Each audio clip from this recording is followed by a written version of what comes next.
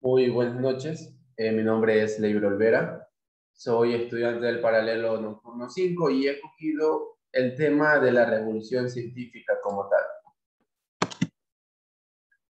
En esto voy a explicar un poco de lo que ha sido esta revolución científica, en qué periodo se ha dado, tanto en sí como en qué cambió y en cómo afectó de manera positiva ante la sociedad en ese tiempo.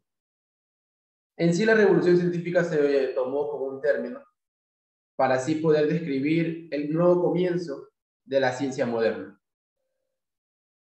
ya que se dejaba atrás cómo se planificaba, cómo se veía la ciencia en sí. Esta ciencia moderna o revolución científica se optó durante el comienzo, asociado con los siglos XVI y XVII. En lo que ya en esta nueva era, nueva revolución, salen a flote las nuevas ideas y conocimientos, tanto como en la matemática, en la física, la astronomía, la biología, la química, tanto en sí que hasta en la anatomía humana. Esta revolución o ciencia moderna optó por recoger o cambiar los pensamientos de la ciencia antigua, se podría decir, y se los cogió como base para esta nueva ciencia moderna, ya que se transformaron las nuevas visiones antiguas y las pusieron sobre la ciencia moderna. También podemos ver unos cambios que produjo la revolución. Cambios tanto en la vida social, en la vida de la población y la visión de la población en ese entonces. Porque como vemos, de esta forma que esta revolución provocó que los métodos de construcción del conocimiento estuvieran más basados ya no en como se los tenía en el tiempo antiguo, ya no con los mismos pensamientos que antes se tenían, sino que ya estos conocimientos ya eran basados sobre la observación y en la experimentación y en la racionalidad, o sea, en la razón ya tenían la base estos conocimientos, ya no eran conocimientos porque se le haya ocurrido o esa persona haya querido que eso sea así, ya estaba, no, sino que mediante la observación, lo que se veía, lo que se experimentaba tanto a diario como las experimentaciones que uno mismo hacía, ya en eso se basaba ese conocimiento. También es que en muchas de esas investigaciones o esa experimentación, la revolución científica en sí se opuso a determinados postulados que la Iglesia consideraba válidos. Porque como sabemos, en ese tiempo la Iglesia era la que tenía el poder sobre la sociedad, sobre la población. La Iglesia era la que imponía los pensamientos o postulados. Si había una persona que no estuviera de acuerdo o que refutaba los pensamientos de la Iglesia, la Iglesia era la encargada en hacer corrección de esa persona, ya sea una sentencia, castigo, o hasta llegar a lo más cruel, se podría decir, que era la decapitación, la guillotina. Ya que la revolución se oponía, entonces la población, como en ese tiempo, antes de la revolución, la población estaba desamparada. No había quien apoyara a la población. Llegó la revolución científica, llegó esa ciencia moderna. Entonces la población, al ver que la revolución se iba en contra o no estaba de acuerdo con algunos postulados que la iglesia no tenía como válidos, entonces la población decía, por fin podemos estar en contra de la iglesia y que alguien nos respalde, porque ya entonces la población se sentía segura y por ende, como vemos, la población ya también se iba en contra de la iglesia, ya podía apoyar a la revolución científica.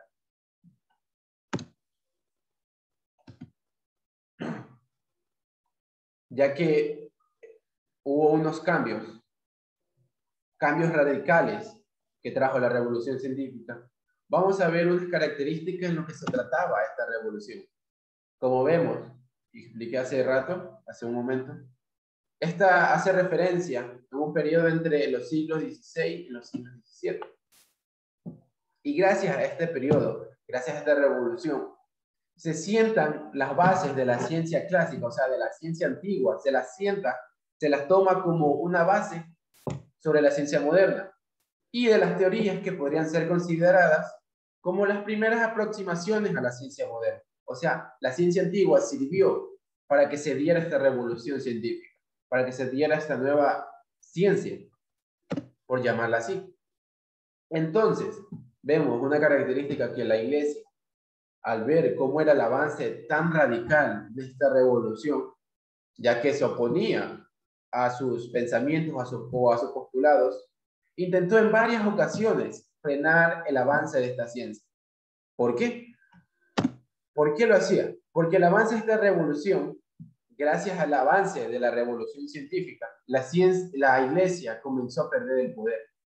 Porque como se hizo énfasis, la Iglesia en ese tiempo era la que tenía el poder.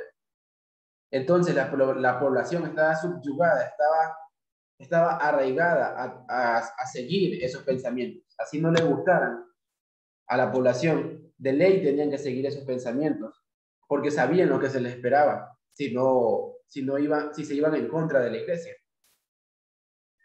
Porque ya sus ideas comenzaron a perder sentido, gracias a que la observación de los científicos de ese tiempo decían, no, esto no es así, la Iglesia está mal. Entonces la población apoyaba y ya era un número más grande. Entonces, por ende, la Iglesia perdió su poder en esa revolución.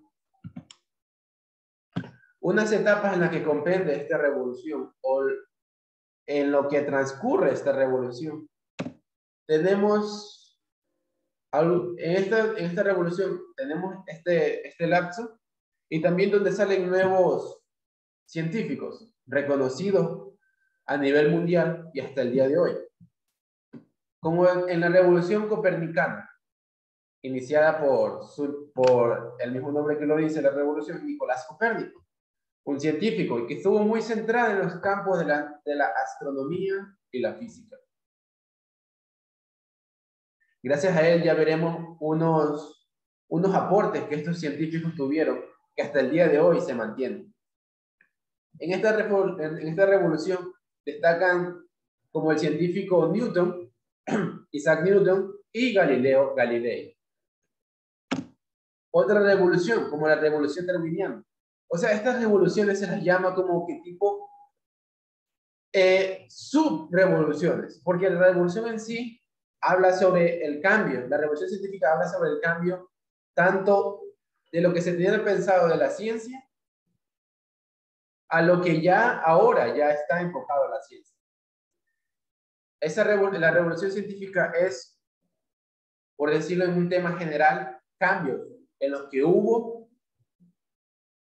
en ese periodo de tiempo.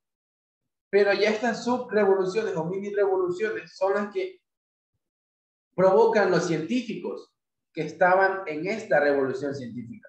O sea, sus aportes que tuvieron ellos y que apoyaron mucho a la población hasta el día de hoy. Como la revolución darwiniana recibe su nombre, obviamente, por los aportes, grandes aportes de Charles Darwin, en el cual él se centra más en la biología y en las ciencias de la Tierra. O sea, él más, su teoría en sí se relacionó más en la Tierra, en las especies, en los animales. Todo fue a nivel biológico. Como sabemos y se puede saber que su principal aporte es la teoría de la evolución de las especies. Cómo le salían nuevos rasgos, cómo especies de otros sitios se entablaban, ya sea en Latinoamérica o en otras partes del país, y él veía cómo cambiaba su especie o los rasgos de su especie. Entonces, en eso se centró la revolución darwiniana. Asimismo, podemos ver la revolución einsteiniana, en la cual hace referencia a las teorías desarrolladas por Albert Einstein, un gran científico conocido a nivel mundial y hasta el día de hoy, el cual se centra más en los campos de la física. Y por último podemos tener la revolución indeterminista, que hace referencia a la postura adoptada por los científicos, contraria a la postura de que ciencia era determinista. O sea, en antes se tenía de que esta ciencia era para esto, esta ciencia era para lo acá, o que la ciencia hasta ahí no me llegaba y ya no tiene. No, pero en cambio acá, ya la ciencia era indeterminada. Ya tenía, la ciencia se la podía aplicar para todo en sí, lo que se podría vivir a diario o lo que se podría pensar o observar, como vemos en los experimentos que se hacían y se siguen haciendo. Unos personajes importantes de la revolución científica que apoyaron mucho y tuvieron sus aportes, que hasta el día de hoy son válidos. Y tenemos aquí a Galileo Galilei, un filósofo matemático, inventor y físico, que nos dijo que la Tierra era redonda y no plana como se creía en entonces. Sabemos cómo en el tiempo antiguo, antes de la revolución científica, cómo se tenían muchos pensamientos que quizás eran erróneos o que no tenían unas bases sólidas para poder entablarlos y ponerlos de que sus pensamientos eran correctos. Entonces Galileo, confirmó que la Tierra era redonda y no plana, como se creía en aquel entonces. Asimismo, tenemos a René Descartes, otro filósofo matemático, considerado o conocido como el padre del racionalismo moderno. O sea, él se entablaba más en razonar todo lo que pasaba, todo lo que acontecía, él lo razonaba. A Francis Bacon, padre del empirismo, considerado el padre del método científico experimental. En cambio, René era el que razonaba. Francis Bacon era el que veía algo o se le ocurría y él lo quería, lo metía al experimento. Él experimentaba, él probaba cada teoría que él quería poner o que él ponía. Asimismo, Isaac Newton, físico y matemático, fue un investigador elemental para el desarrollo de la ciencia moderna, ya que gracias a él pudimos tener la teoría gravitacional, que es muy conocida en este tiempo y que obviamente sirve y ha ayudado mucho hasta el día de hoy. Ahí vemos las imágenes de estos científicos como Galileo Galilei, René Descartes, Francis Bacon y Isaac Newton. ¿Qué aportes trajo esta revolución? ¿En qué fue lo que estos científicos en sí ayudaron o plasmaron sus pensamientos y sus teorías? Como vemos, Nicolás Copérnico publicó sus estudios sobre los movimientos de los planetas. Por eso es que él se centró más en la astrología, porque él ya comenzó a ver y a determinar los movimientos de los planetas. Galileo Galilei, como ya vimos, hizo observaciones en las que pudo concluir con racionamientos, como vemos que hasta el día de hoy perduran, como que nuestro planeta presenta un cuerpo redondo y no plano. Asimismo, como ya les dije, Isaac Newton, basándose en Kepler y Galileo, ya que él acogió que como Galileo Galilei propuso, que hasta el día de hoy se tiene, que la Tierra es redonda, pudo Isaac Newton desarrollar su ley de la gravitación universal, que es lo que la gravedad de la Tierra atrae hasta el centro de ella todo lo que hay en la Tierra. Si usted, como podemos ver, lanzamos algo hacia arriba, tiene que bajar por la gravedad de la Tierra. René Descartes, gracias a sus investigaciones, establece lo que se conoce como hasta ahora el método científico.